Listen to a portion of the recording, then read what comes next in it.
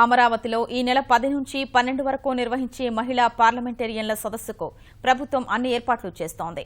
మహిళలు తమ గళం వినిపించేందుకు ఈ సదస్సు ఎంతగానో తోడ్పడుతుందని నేతలు స్పష్టం చేస్తున్నారు. నాయకత్వ లక్షణాలు పెంపొందించుకునేందుకు ఇది వేదికగా ఉపయోగపడుతుందని సూచిస్తున్నారు. ఈ కార్యక్రమానికి మహిళలు పెద్ద సంఖ్యలో హాజరై తమ శక్తిని చాటారని స్పష్టం చేస్తున్నారు. సదస్సుకు హాజరయ్యే వారికి ఉచిత బస్సు సౌకర్యం కల్పిస్తున్నట్లు స్పీకర్ ప్రకటించారు. ఈ విమెన్స్ పార్లమెంట్ ముఖ్యత్వం ఏమంటే ఈ స్త్రీ శక్తికి ఒక ముఖ్యమైన ఒక చిహ్నం, స్త్రీ శక్తికి ఒక ప్రేరణాత్మక ఒక అభ్యాసం అని నేను కోరుతున్నాను.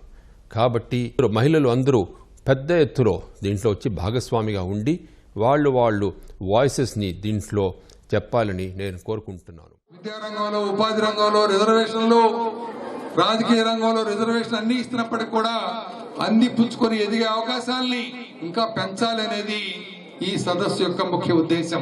ప్రధానమంత్రి గారి దగ్గర నుండి ముఖ్యమంత్రి గారి వరకు, అమెరికా నుండి ఆఫ్రికా, ఇంగ్లాండ్, అదేవిధంగా బంగ్లాదేశ్, నేపాల్, శ్రీలంక నుంచి నిష్ణాతులైనటువంటి ఆడబిడ్డలు మహిళలు వస్తున్నారు. నేషనల్ ఉమెన్ పార్లమెంట్ లో పార్టిసిపేట్ చేయాలంటే ఈ రాష్ట్రంలో 4 మూలల నుంచి ఎక్కడి నుంచి బయలుదేరినా ఆర్టీసీ బస్సు ఛార్జీలు ఉండవు, ఉచిత ప్రయాణం. విమెన్ ఎంపవర్మెంట్ గురించి ఈరోజు మాట్లాడి, లేకపోతే విమెన్ ప్రాబ్లమ్స్ గురించి మనకి పబ్లిక్లో అవేర్నెస్ తీసుకురావడానికి ఇలాంటి పార్లమెంట్ అనేది చాలా అవసరం.